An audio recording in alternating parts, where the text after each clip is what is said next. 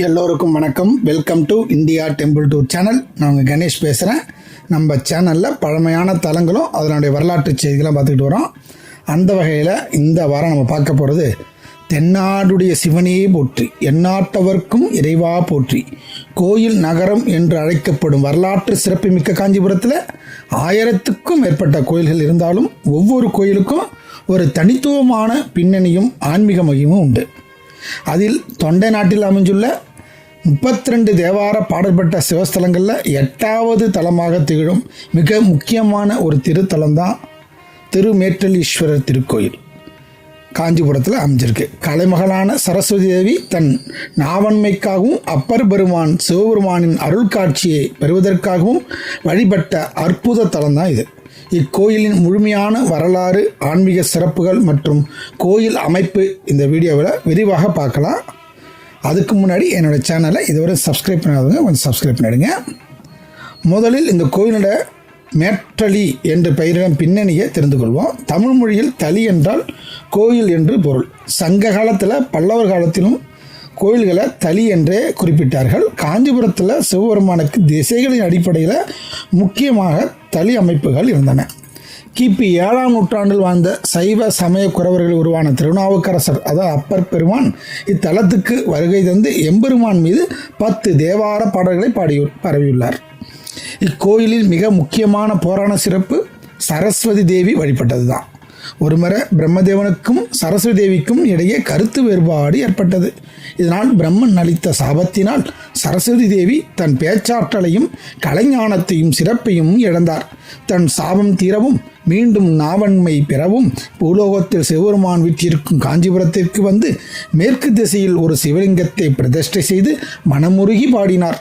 சரஸ்வதி தேவியின் பக்தியிலும் இனிமையான தமிழ் பாடல்களின் மகிழ்ந்த சிவபெருமான் அவருக்கு காட்சி தந்து சாப விமோசனம் அளித்தார். அத்துடன் எழுந்து போன கலைஞானத்தையும் பேச்சாற்றலையும் மீண்டும் வழங்கி அருளினார். சரஸ்வதி தேவி பாடி வழிபட்டதால் இத்தல சிவபெருமானுக்கு வாணீஸ்வரர் மற்றும் வாணி பாடிய லிங்கம் என்ற சிறப்பான பெயர்களும் உண்டு. அப்பர் பெருமான் காஞ்சிபுரத்துக்கு வந்தபோது பல சிவஸ்தலங்களை தரிசித்தார். மேற்றலி தலத்திற்கு வந்த இவர் சிவபெருமானின் அருளை பெற விழைந்து பதிகம் பாடினார். அவர் பெருமான் பாடிய கரமேற்று அங்கை தீயான் என தொடங்கும் பதிகத்தில் ஓதி ஓத உளவாத வான்பொருள் வாணிப்பாடி லிங்க நெய்த்தானனை என்று சரஸ்வதி தேவி வழிபட்ட நிகழ்வை மிக அழகாக குறிப்பிட்டுள்ளார். அப்பரின் இடைவிடாத பக்தியை கண்டு உருகிய சிவபெருமான் அவருக்கு தன் ஜோதி வடிவை காட்டி அருள் புரிந்தார் என்பதும் இத்தலத்தின் மற்றொரு மகத்தான சிறப்பாகும். இனி கோயிலின் அமைப்பை பற்றி விரிவாக பார்ப்போம். காஞ்சிபுரம் பிள்ளையார்பாளையம் பகுதியில், அதாவது கச்சபேஸ்வரர் கோயிலுக்கு மிக அருகிலேயே அமைதியான சூழ்நிலை, அப்படியே தெருவிலேயே இந்த கோயில் அமைஞ்சிருக்கு. கோயிலின் மூலவரான ஸ்ரீ மேற்றலீஸ்வரர் சுயம்பு மூர்த்தியாக கிழக்கு நோக்கி வீட்டிலிருந்து அருள்பாலிக்கிறார். லிங்க வடிவம் மிக அமைதியான தெய்வீக ஆற்றல் நிறைந்ததாக காட்சியளிக்கிறது. காஞ்சிபுரத்தில் உள்ள பெரும்பாலான சிவன் கோயில்களைப் போலவே இங்கும் தனி அம்மன் சன்னதி கிடையாது. காஞ்சி நகருக்கே முதன்மை அன்னையாக திகழும் ஸ்ரீ காமாட்சி அம்மனே இக்கோயிலுக்கும் அன்னையாக விளங்குகிறார். கோயிலுடைய பிரகாரங்களை பார்க்கும்போது உள்பிரகாரத்தில் ஸ்ரீ விநாயகர், ஸ்ரீ சுப்பிரமணியர், ஸ்ரீ தட்சிணாமூர்த்தி, ஸ்ரீ சண்டிகேஸ்வரர் மற்றும் பைரவர் சன்னதிகள் அமைந்துள்ளன. குறிப்பாக சரஸ்வதி தேவி வழிபட்ட தலம் என்பதால் இங்குள்ள அமைதி படிப்புக்கும் தியானத்திற்கும் மிக உகந்ததாக உள்ளது.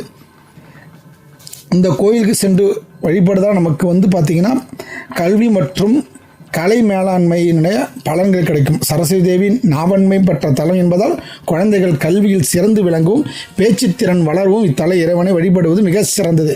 ஆசிரியர்கள் பணி, வழக்கறிஞர்கள் பணி, மேடை பேச்சு, இசை மற்றும் படைப்புத் துறையில் உள்ளவர்கள் இக்கோயிலுக்கு வந்து திங்கட்கிழமை அல்லது பிரதோஷ நாளில் வழிபடுவது நல்ல பலனை தரும்.